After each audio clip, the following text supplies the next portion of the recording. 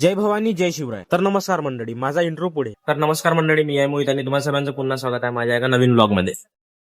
आज शिवजयंती होती, पण यावेळी मी नागपूर मधला कार्यक्रम सोडून थेट नरखेडला आलो. कारण काही दिवसा पहिले मी एक रील अपलोड केली होती, ज्यामध्ये मी तालुकास्तरीय परीक्षेबद्दल तुम्हाला सांगितलं होतं. आणि त्याच परीक्षेनिमित्त आज मी नरखेडला आलो होतो. आणि ही फक्त परीक्षाच नाही, तर माझ्यासाठी एक खास दिवस ठरला. आणि ही परीक्षा देणाऱ्या विद्यार्थ्यांसाठी सुद्धा माझ्यासाठी खास दिवस ठरला. याचं कारण म्हणजे या कार्यक्रमामुळे माझ्या जुन्या मित्रांसोबत भेट झाली. खूप दिवसांनी आम्ही सगळे एकत्र आलो, जुन्या आठवणी त्याच्या झाल्या. आणि या कार्यक्रमासाठी आमच्या आदरणीय सरांनी आम्हाला इथे बोलवलं होतं, हेच आमच्यासाठी खूप मोठं सौभाग्य. आणि त्यातल्या त्यात इथल्या काही नवीन मित्रांसोबत सुद्धा माझी ओळख झाली. आणि ते लोक पण इतके चांगले होते की विचारूच नका. या कार्यक्रमामध्ये शिवगर्जना सुद्धा झाली, जी सरांचीच मुलगी इवांशी हिने म्हटली. आणि ती पूर्ण शिवगर्जना मी माझ्या दुसऱ्या पेजवर अपलोड केली आहे, तर ते नक्की बघा. कार्यक्रम खूप छान अशा पद्धतीने पार पडला. बक्षीस वितरण झाले. नंतर आम्ही सुद्धा सरांसोबत काही फोटो वगैरे काढले. आणि हे सगळं झाल्यावर माझ्या मनात एक विचार आला, महाराजांचंही म्हणणं असावं की शिवजयंती ही फक्त मोठ्या कार्यक्रमातच नाही, तर अशा अर्थपूर्ण क्षणांमध्ये सुद्धा असते. तर आजच्या ब्लॉग मध्ये एवढंच. भेटूया पुन्हा एका नवीन ब्लॉग मध्ये. आणि असेच ब्लॉग बघण्याकरिता माझ्या पेजला फॉलो करायला विसरू नका.